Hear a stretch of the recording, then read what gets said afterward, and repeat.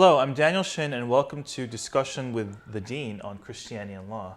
So, Dean, I particularly enjoyed today's lecture because it's something that we see a lot, signs and miracles that happen within the gospel. But this particular passage was interesting because there's a discourse about the purpose of the signs, and the reception is very different from what Jesus is talking about. So, could you give us a brief summary of what Jesus is saying about miracles and how the masses received the signs and the differences there? So this is a wonderful part of John chapter 6. And Jesus has performed the great miracle of the multiplying of the loaves. And the people have a sense, obviously, this is wonderful, but they read the sign entirely wrongly. And they want more bread. The bread that gives eternal life has appeared before them, and instead of desiring Jesus, they want more bread.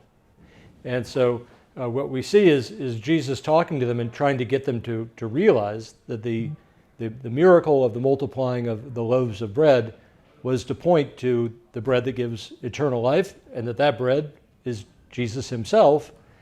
And the crowds are slowly led through this until they kind of collapse into what Christ describes as grumbling, just sort of making up objections, resisting what Jesus is saying. And then Jesus really puts it to them very, very powerfully.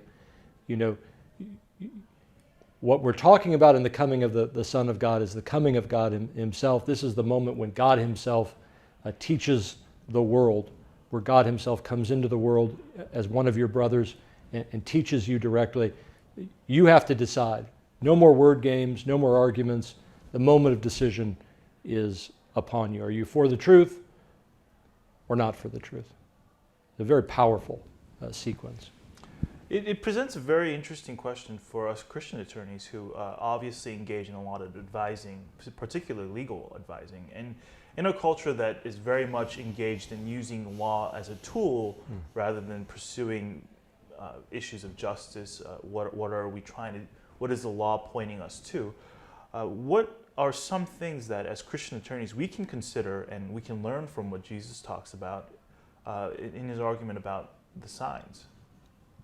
So I think the basic lesson we see here is the crowds come to Jesus and they ask him some questions, and largely Jesus responds to them by saying, I can tell from what you're asking that you are seeking something which is not as good as what you should be seeking.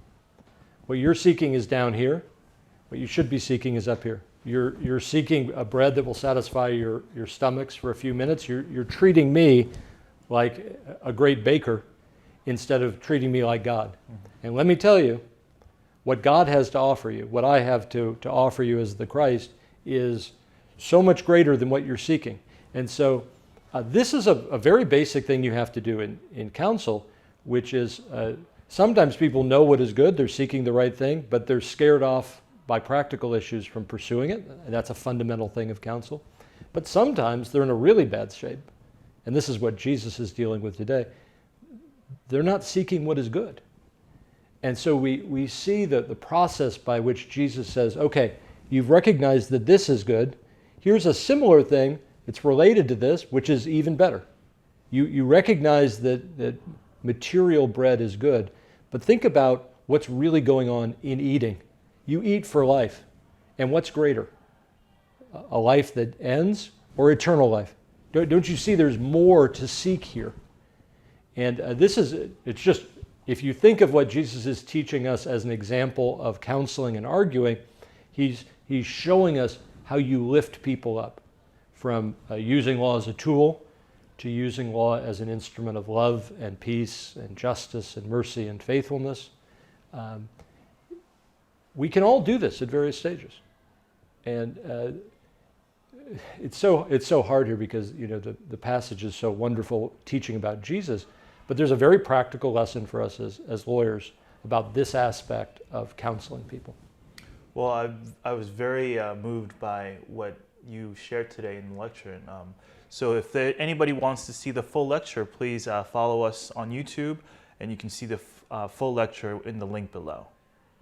Thanks, Daniel. Thanks, Dean.